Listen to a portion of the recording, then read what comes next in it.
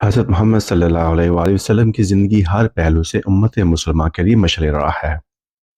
آپ صلی اللہ علیہ وآلہ وسلم کی پسندیدہ غذائیں نہ صرف روحانی برکتوں کا باعث ہیں بلکہ ان میں بے شمار طبی فوائد بھی موجود ہیں۔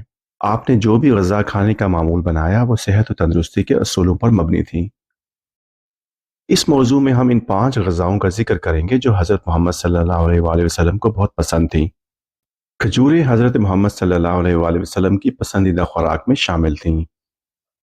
آپ اکثر افطار کے وقت کھجوریں کھایا کرتے تھے۔ کھجوریں نہ صرف غذائیت سے بھرپور ہوتی ہیں بلکہ ان میں قدرتی مٹھاس بھی پائی جاتی ہے جو توانائی بخشتی ہے۔ آپ نے فرمایا کہ جو شخص صبح کے وقت 7 اجوا کھجوریں کھائے گا اس کو زہر اور جادو کا اثر نہیں ہوگا۔ حضرت محمد صلی اللہ علیہ وآلہ وسلم شہد کو پسند فرماتے تھے اور اسے مختلف بیماریوں کے علاج کے لیے بھی استعمال کرتے تھے۔ قرآن مجید میں بھی شہد کو شفا کہا گیا ہے۔ آپ نے فرمایا کہ شہد میں شفا ہے اور یہ ایک بہترین قدرتی علاج ہے۔ زیتون کا تیل اور اس کا پھل دونوں حضور پاک صلی اللہ علیہ وآلہ وسلم کی پسندیدہ غذاؤں میں شامل تھے۔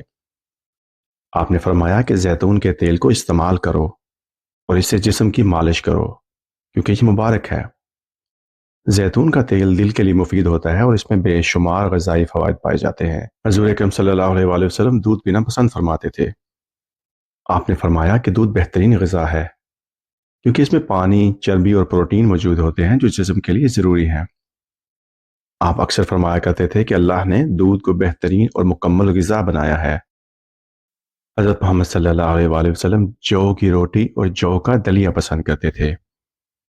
جو ایک مکمل اناج ہے اور اس میں فائبر، وائٹامنز اور معدنیات موجود ہوتے ہیں۔ آپ صلی اللہ علیہ وآلہ وسلم نے فرمایا کہ جو دل کی بیماریوں اور دیگر کئی امراض کے لیے مفید ہے۔ حضرت عائشہ رضی اللہ تعالی عنہا سے روایت ہے کہ جب کسی بیمار کو علاج کی ضرورت ہوتی تھی تو آپ جو کا شوربہ تیار کرتے تھے۔